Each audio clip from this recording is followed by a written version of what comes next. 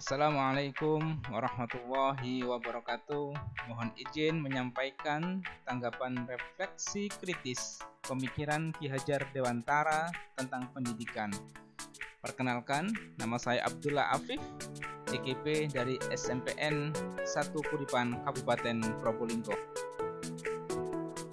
Menurut Ki Hajar Dewantara, kata pendidikan dan pengajaran terdapat perbedaan dalam memahami arti dan tujuan pendidikan.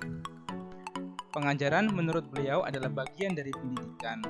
Pengajaran merupakan proses pendidikan dalam memberi ilmu atau berfaedah untuk kecakapan hidup anak secara lahir dan batin. Sedangkan pendidikan memberikan tuntunan terhadap segala kekuatan kodrat yang dimiliki anak agar ia mampu mencapai keselamatan dan kebahagiaan sepenuhnya, baik sebagai manusia maupun bagian dari anggota masyarakat. Menurut beliau, pendidikan dan pengajaran merupakan usaha persiapan dan persediaan untuk segala kepentingan hidup manusia, baik dalam hidup bermasyarakat maupun hidup berbudaya dalam arti yang seluas-luasnya.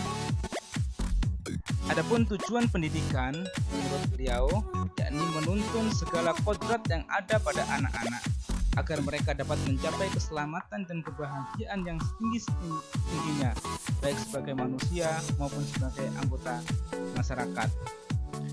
Dalam menuntun tingkah laku pertumbuhan kodrat anak, menurut Ki Hajar Dewantara mengibaratkan seorang pendidik sebagai seorang petani.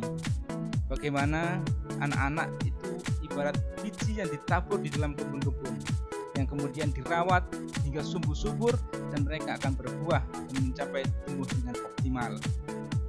Untuk itu, seorang pendidik harus selalu terbuka dan waspada terhadap perubahan-perubahan yang terjadi di dalam perkembangan zaman. Konsep kodrat alam dan kodrat zaman. Kodrat alam berkaitan dengan sifat dan bentuk lingkungan di mana anak berada, sedangkan kodrat zaman berkaitan dengan isi dan irama. Menurut Ki Hajar Dewantara, hendaklah pendidik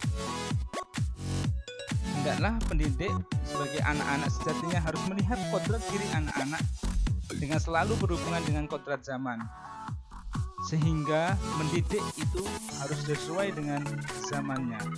Untuk itu, kita sebagai pendidik maka harus selalu berusaha untuk mengikuti perkembangan zaman sehingga anak-anak siap untuk menghadapi perubahan yang ada di dalam lingkungan dirinya. Maka konsep Ingarso Sungtulodo, Imatyo Mangunkarso, dan Tuturu Handayani ini selalu kita harus junjung tinggi dalam proses pendidikan, di mana kita harus memberi teladan yang baik kepada anak-anak, kita harus memberikan semangat kepada anak dan memberikan dorongan kepada anak-anak sehingga anak-anak menjadi tumbuh subur dan menjadi generasi emas yang ada di masa yang akan datang. Selanjutnya, pembelajaran yang efektif, yakni pembelajaran yang berorientasi pada anak dengan mengoptimalkan segala potensi yang ada, serta menumbuhkan karakter baik pada diri anak agar siap beradaptasi dengan perubahan zaman.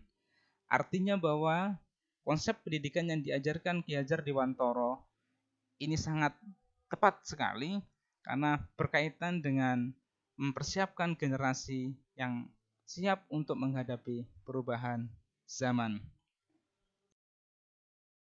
Setelah memahami konsep pendidikan yang telah diajarkan oleh Ki Hajar Dewantara, maka dalam proses pembelajaran saya akan berusaha untuk senantiasa mempelajari dan memahami karakter setiap anak yang ada di kelas saya. Dengan demikian dapat mendukung proses pembelajaran yang efektif dan efisien demi tercapainya tujuan pendidikan nasional. Di dalam kelas, anak-anak memiliki bakat dan karakter masing-masing sehingga perlu dioptimalkan, ditumbuhkan sesuai dengan bakat dan minatnya. Untuk itu, kita sebagai pendidik harus belajar dan terus belajar tanpa harus berhenti sampai di sini. Semoga kita semua sebagai pendidik dan pembelajar dapat menerapkan konsep pendidikan yang telah disampaikan oleh Ki Hajar Dewantara demi mempersiapkan generasi emas bangsa serta kemajuan negara Indonesia. Terima kasih. Wassalamualaikum warahmatullahi wabarakatuh.